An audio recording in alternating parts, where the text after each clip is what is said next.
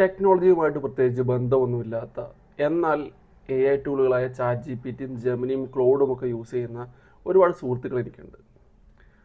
അവർ പല ആവശ്യങ്ങൾക്കായിട്ടും ഇതൊക്കെ ട്രൈ ചെയ്ത് നോക്കിയിട്ട് അവർക്ക് മനസ്സിൽ ഉദ്ദേശിച്ച പോലത്തെ ഔട്ട്പുട്ട് കിട്ടുന്നില്ല എന്ന് പറഞ്ഞ് എ ഐനെ കുറ്റം പറഞ്ഞ് ഞാൻ കേട്ടിട്ടുണ്ട്. ഇത് ആക്ച്വലി എ ഐയുടെ പ്രശ്നമല്ല, നിങ്ങളുടെ പ്രശ്നമാണ്. ഒരു എ ഐക്ക് പ്രവർത്തിക്കണമെങ്കിൽ അതിന് കൃത്യമായിട്ടുള്ള ഇൻസ്ട്രക്ഷൻസ് വേണം. അതിന് പ്രോംപ്റ്റിംഗ് എന്ന് പറയാം. നിങ്ങൾ കൊടുക്കുന്ന ഇൻസ്ട്രക്ഷൻസ് കൃത്യമായാലേ എ ഐക്ക് നിങ്ങൾക്ക് എന്താണ് വേണ്ടത് എന്ന് ഐഡൻറ്റിഫൈ ചെയ്യാൻ പറ്റുള്ളൂ. ഉദാഹരണത്തിന് നിങ്ങൾ സച്ചിൻ തെണ്ടുൽക്കറെ കുറിച്ചുള്ള ആർട്ടിക്കിൾ എഴുതുന്നു വിചാരിക്കുക. അപ്പോൾ നിങ്ങൾ ചാറ്റ് ജി പി ടിയോട് പറയുന്നു, write an article about Sachin Tendulkar. Chat G P T അത് പ്രോസസ് ചെയ്യാണ്. അപ്പോൾ ചാറ്റ് ജി പി ടി ഇപ്പോൾ നിങ്ങൾക്ക് സച്ചിൻ തെണ്ടുൽക്കറെ കുറിച്ചുള്ളൊരു ആർട്ടിക്കിൾ എഴുതരും. നിങ്ങൾ മനസ്സിൽ വിചാരിക്കും, ഇത് ആർട്ടിക്കിളൊക്കെയാണ്, പക്ഷേ എൻ്റെ മനസ്സിലുള്ള ഈ സാധനം ഇതെങ്ങനെയല്ല. അപ്പോൾ നിങ്ങളുടെ മനസ്സിലുള്ള സാധനം നിങ്ങൾ എങ്ങനെയാണ് എ ഐയോട് കമ്മ്യൂണിക്കേറ്റ് ചെയ്യുന്നത്? അതായത് നിങ്ങളുടെ മനസ്സിലുള്ള സാധനം എന്താണെന്ന് എ ഐക്ക് എങ്ങനെ അറിയാൻ പറ്റുക? അതിനൊരു എളുപ്പ വഴിയുണ്ട്. ആ എളുപ്പ വഴിയാണ് ഞാൻ പറയാൻ പോകുന്നത്. നിങ്ങൾ ചെയ്യേണ്ടത് ഇതേ ചോദ്യം ചോദിക്കുക, write an article about Sachin Tendulkar but ask clarification questions if you have any.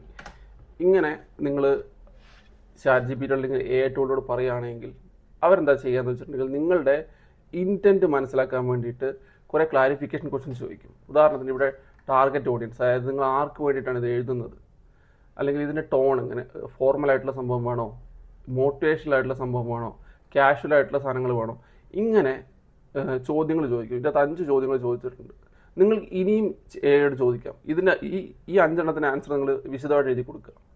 അതിനുശേഷം വീണ്ടും എ ഐയോട് ചോദിക്കുക, നിങ്ങൾക്ക് ഇനി എന്തെങ്കിലും ചോദ്യം ഉണ്ടോ. അങ്ങനെ ഒരു 2-3 തവണ ചോദിച്ചു കഴിഞ്ഞ് എ ഐക്ക് ചോദിക്കാനുള്ള ചോദ്യങ്ങൾ മുഴുവൻ ചോദിച്ചു കഴിഞ്ഞതിന് ശേഷം എ ഐയോട് ഇത് റൈറ്റ് ചെയ്യാൻ പറയാം. നിങ്ങൾ മനസ്സിൽ ഉദ്ദേശിച്ച പോലെ ഒരു സാധനം തന്നെ നിങ്ങൾക്ക് കിട്ടും. ഇതാണ് പ്രോംപ്റ്റിംഗ് എന്ന് പറയുന്നൊരു സംഭവം. ഇങ്ങനെയാണ് പ്രോപ്പറായിട്ട് പ്രോംപ്റ്റിംഗ് ചെയ്യേണ്ടത്. പ്രോംപ്റ്റിംഗ് എന്ന് പറയുന്നത് ഡ്രൈവിംഗ് പോലെയാണ്. അപ്പോൾ നിങ്ങൾക്ക് ഡ്രൈവിംഗ് അറിയില്ല എങ്കിൽ നിങ്ങൾക്ക് എത്ര നല്ല വണ്ടി കിട്ടിയിട്ടും കാര്യമില്ല. നിങ്ങൾക്ക് ഫെറാറി കിട്ടിയിട്ടുണ്ടെങ്കിലും ഒന്നും ചെയ്യാൻ പറ്റില്ല. പക്ഷെ നിങ്ങൾക്ക് ഡ്രൈവിംഗ് അറിയാമെങ്കിൽ നിങ്ങൾക്കൊരു സ്ഥലത്ത് പോകണമെങ്കിൽ ഒരു പൊട്ടിപ്പൊളിഞ്ഞ മാരുതി 800 ആണെങ്കിൽ നടക്കും.